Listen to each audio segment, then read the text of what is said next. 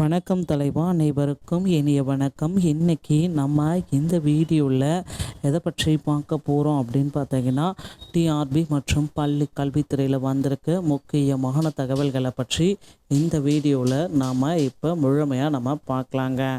முதுகலை பட்டதாரியோடைய hall ticket பார்த்திங்கன்னா வெளியிட்டிருக்காங்க. ஸோ முதுகலை பட்டதாரியோடைய தேர்வுகள் அக்டோபர் 12 நடக்குது அப்படின்னு சொல்லியிருக்காங்க. மேலும் டெட் தேர்வை தள்ளி வைக்கலாமா, டெட் வழக்கு என்ன ஆகிட்டுருக்கு, அதை பற்றி நம்ம பார்க்கலாம். முதுகலை பட்டதாரியோடைய காலி பணியிடங்கள், ஸோ இந்த பிஜிடிஆர்புடைய வேக்கன்சிஸ் பார்த்திங்கன்னா 1996, அது கூட பார்த்திங்கன்னா கூடுதலான காலி பணியிடங்களை ஒதுக்கலாமா அப்படின்றதையும் கேட்டிருக்காங்க. ஸோ பிஜிடிஆர்பிக்கு மக்கள் பார்த்திங்கன்னா ஆல் டிக்கெட்டில் இருக்கிற மாதிரி சில ஃபார்மேட்ஸ் எல்லாமே கண்டிப்பாக ஃபாலோ பண்ணணும் அப்படின்றத அவங்க தெளிவாக சொல்லியிருக்காங்க. ஸோ மேலும் பார்த்திங்கன்னா அந்த முதுகலை ஆசிரியர்களின் தொடர் கோரிக்கை என்ன அப்படின்னு பார்த்திங்கன்னா, தேர்வை தள்ளி வைங்க அப்படின்னு பார்த்திங்கன்னா தொடர் கோரிக்கையாக இருந்திருக்கு. மாவட்ட ஆட்சியர்களை பார்த்திங்கன்னா ஆசிரியர்கள் எல்லாமே சந்திக்கிறாங்க.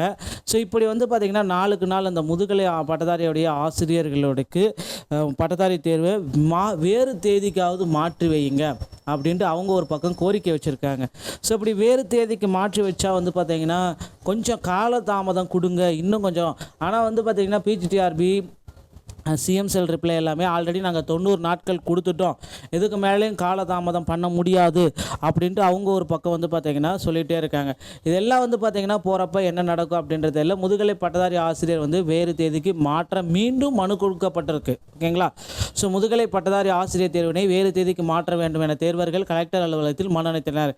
கள்ளக்குறிச்சி மாவட்டத்தில் முதுகலை பட்டதாரி ஆசிரியர் எழுத்து தேர்வுக்கு தயாராக மாணவர்கள் சிலர் கலெக்டர் அலுவலகத்தில் மனு அளித்த கூறியது.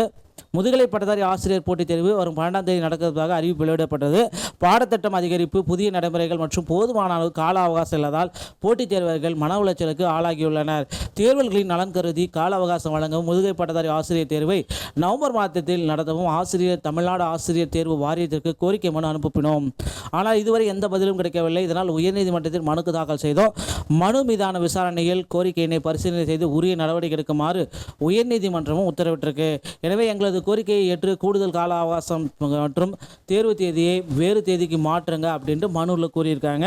ஸோ கண்டிப்பாக பார்த்திங்கன்னா இந்த ஹால் டிக்கெட் எல்லாமே வெளியிட்டாங்க. ஒருவேளை மீண்டும் கூட இந்த முதுகலை பட்டதாரியோடைய தேர்வு ஒத்தி வைக்கிறதுக்கு வாய்ப்புகள் இருக்குது. ஏன்னா நிறைய ஆஸ்பிரன்ஸ் எல்லாமே பார்த்திங்கன்னா இப்போ தேர்வை தள்ளி வைங்க அப்படின்ட்டு அவங்க ஒரு பக்கம் கலெக்டர் அலுவலகம், சிஎம் செல்லு, இப்படி எல்லா தகவலையுமே பார்த்திங்கன்னா கோரிக்கைகள் எல்லாமே வலுக்க எழுப்பிட்டே இருக்காங்க. இதனால் பார்த்திங்கன்னா ஆசிரியர்களுக்கு நன்மை வரும் அப்படின்றத நிச்சயமாக எதிர்பார்க்கலாம். ஒருவேளை எக்ஸாம் பார்த்திங்கன்னா போஸ்ட்போன் ஆனால் ஒரு 50% தான் வாய்ப்பு இருக்கே தவிர, ஏன்னா ஹால் டிக்கெட் வெளியிட்டாங்க. ஹால் டிக்கெட் வெளியிட்டும் போஸ்ட்போன் ஆகிறதுக்கு வாய்ப்புகள் மிக மிக குறைவு. ஏன்னா எக்ஸாமுடைய டேட்ஸு ஹால் டிக்கெட்டில் எல்லாமே மென்ஷன் ஆகிருக்கும். ஏன்னா மீண்டும் ஹால் டிக்கெட் பப்ளிஷ் பண்ணணும், நிறைய ப்ராசஸ் இருக்குது, அது பக்கம் கொஞ்சம் டிலே ஆகும். அது அடுத்து பார்த்திங்கன்னா தமிழக அரசு டெட் தேர்வில் சீராய்வு மனு போட்டிருக்காங்க. ஸோ டெட்டு பார்த்திங்கன்னா திரும்பவும் சீராய்வு மனுக்கள் ப்ராசஸ் எல்லாமே படுத்திருக்கிறதுனால மீண்டும் டெட்டில் குழப்பங்கள் தான் இருக்குது. டெட்டில் பாஸ் பண்ணவங்களுடைய எண்ணிக்கையை அதிகரிக்கணும் அப்படின்னா அவங்க டெட்டில் பாஸ் என்ற மதிப்பெண்கள் பார்த்திங்கன்னா 75 மாற்றணும் அப்படின்னு கோரிக்கை வச்சுருக்காங்க. நிச்சயமாக பொறுத்து நம்ம பார்க்கலாங்க. மக்களே, டிஆர்பியில் அடுத்து பள்ளி கல்வித்துறையில் தேர்தல் வாக்குறுதிகளில் குறிப்பிட்ட மாதிரி இந்த 149 ஜிஓவை விரைவில் நீக்குங்க. 2013-17 டெட்டில் பாஸ் பண்ணவங்களுக்கு பணிகளும் வழங்கிருக்காங்க. ஸோ இது தாங்க விரைவில் நம்ம எதிர்பார்க்கலாம். இந்த மாதிரி தகவலை நீங்கள் தெரிஞ்சுக்க நீங்கள் நம்முடைய சேனலை சப்ஸ்கிரைப் பண்ணி பெல்லை கிளிக் பண்ணி வச்சுக்கோங்க. மீண்டும் ஒரு நல்ல தகவலோடு நான் உங்களை சந்திக்கிறேன். நன்றி, வணக்கம், தேங்க்யூ.